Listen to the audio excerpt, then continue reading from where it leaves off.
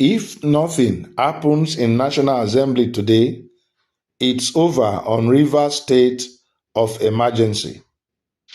Professor Ajayi, SAN. Welcome to Synod Media. If you are viewing our channel for the first time, kindly subscribe, like, comment, and share our videos. Also put on your notification button to get our updates.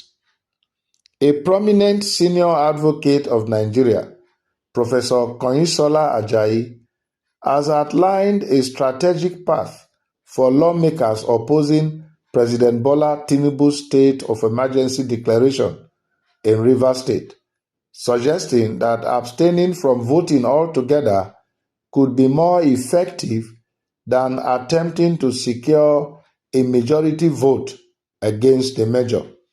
Ajayi, speaking on Arise TV, explained that the Constitution provides a narrow window for the emergency declaration to take legal effect, with inaction by the National Assembly automatically causing the measure to fail. What I hope is that honorable members and people like him don't seek 2/3 of the vote. They should seek 1/3, that's all. Or they should filibuster the resolution, Professor Ajayi advised opposition lawmakers. The senior lawyer emphasized the time-sensitive nature of the approval process. The law is clear. If nothing happens by the close of business tomorrow, which is today, all this is over. The president must get a resolution from 2/3 of the National Assembly for it to survive. It's automatic. Ajayi's advice reveals a potential strategic advantage for those opposing the emergency declaration.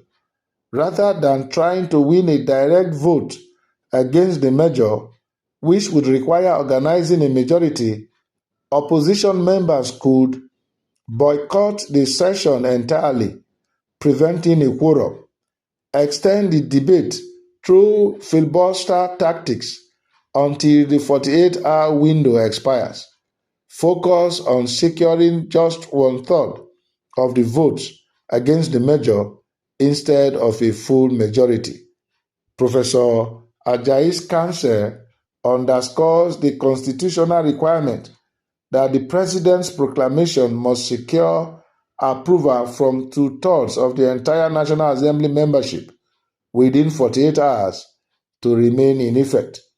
So if the House does not sit, or if they sit and just rally 1/3 of the members, that this is over, he explained, suggesting that the procedural hurdles for the president's emergency declaration are higher than many realize. Professor Ajayi's strategic advice offers a potential roadmap for opposition lawmakers seeking to nullify the emergency declaration without engaging in a direct confrontation that they might not have the numbers to win. It's actually simpler than it is made out to be, Ajayi concluded, suggesting that the constitutional safeguards might ultimately resolve the political crisis without requiring a definitive legislative victory by either side. Regarding the legal basis for the president's declaration, Ajayi referred to Section 305 of the Nigerian Constitution, which empowers the president to declare a state of emergency under specific conditions. The simple answer is whether the president had any basis in law to do what he did.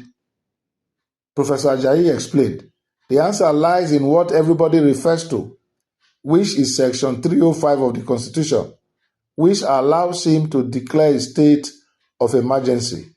No one is disputing that. He also referenced the Supreme Court case involving former Plateau State Governor Joshua Dare, who was suspended during President Olusegun Obasanjo's administration. Ajayi noted that the Supreme Court, with a full panel of 7 judges, including the Chief Justice, unanimously ruled that the governor was lawfully suspended.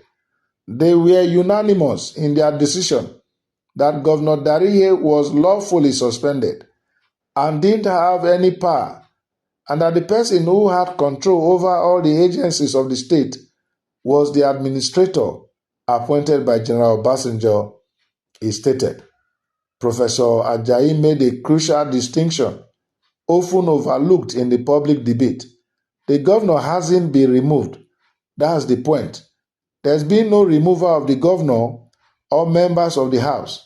They have been suspended. He emphasized that courts have historically been cautious about interfering with emergency declarations, citing a 1962 case when the premier of the Western region was removed. When it comes to matters of emergency, the courts are very careful to query what the president has done.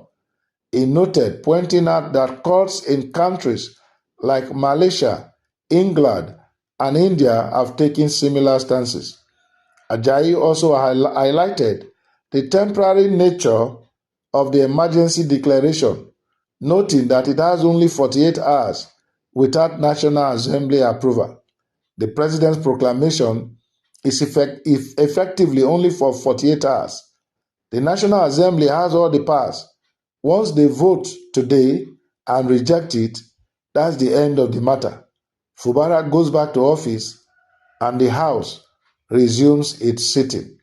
For those opposing the emergency declaration, Professor Ajayi offered further strategic advice. What I hope is that honorable members don't seek two-thirds of the vote. They should seek one-third, that's all, or they should filibuster the resolution. It concluded by emphasizing the constitutional safeguards in place. If the House does not sit, or if they sit and just rally one-third of the members, this is over. It's actually simpler than it's made out to be. Wow, what wisdom is this?